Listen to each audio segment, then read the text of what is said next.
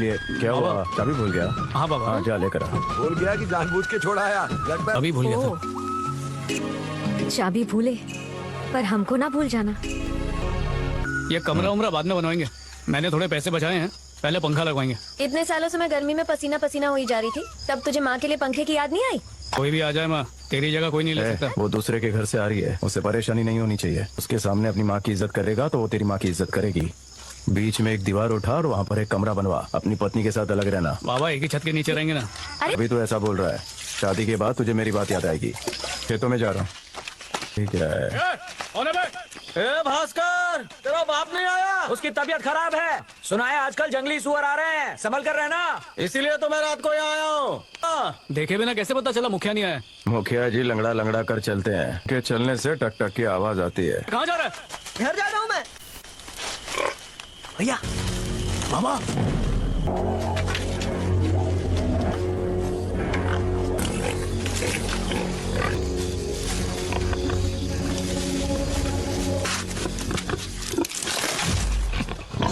चिंता को बचाओ।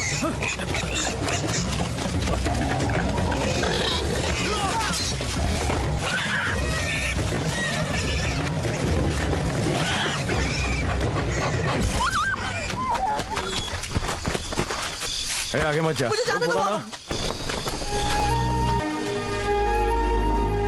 सालों के आने जाने वाले रास्ते पे तुम लोगों ने तार लगा दी और उसमें बिजली भी दौड़ा दी, जिसकी वजह से कुत्ता मर गया, इंसान भी मर जाए।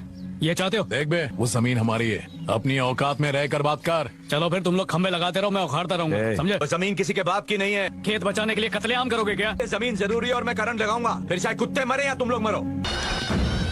सत्तर सिंह भाई, उन लोगों ने बहुत सारे खंभे उखाड़ दिए। पहले तो ये लोग हमारे सामने चींटी की तरह रेंगते थे, लेकिन आजकल नाक की तरह फन फैलाने लगे हैं। चिंता बाबा को बोलना, पुलिस लेके गई है। बोल मत। इनके कहने पर पुलिस मेरे बेटे को ले गई। इनसे कहिए कि मेरे बेटे को छुड़वा दे। अगर ये जमीन बेचता है तो मैं इसके बेटे को छुड़वा दूंगा। जमीन मेरे साले ने मेरी बीवी को उपहार में दी थी। जमीन को छोड़कर मेरे पास और कुछ भी नहीं है।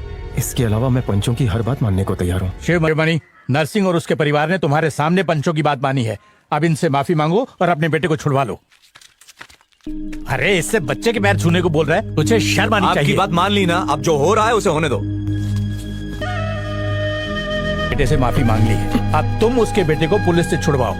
इतनी जल्दी नहीं, पहले पूरे गांव के पैर छुएगा ये तो हे माँ,